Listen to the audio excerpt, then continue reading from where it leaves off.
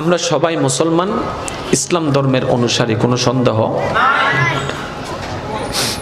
আপনি নামাজ পড়ছেন, আপনি রোজা রাখছেন। ভাইরা একটু শ্রদ্ধার সাথে বলছি, এটা একটু মনোযোগ সহকারে শুনবেন।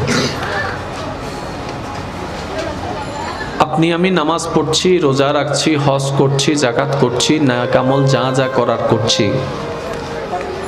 আমাদের প্রত্যেকটা কাজের পিছনে কিন্তু একটা লোভ কাজ করে। এটা আপনি বলতে না চাইলেও কিন্তু সত্য, লোভ একটা কাজ করে।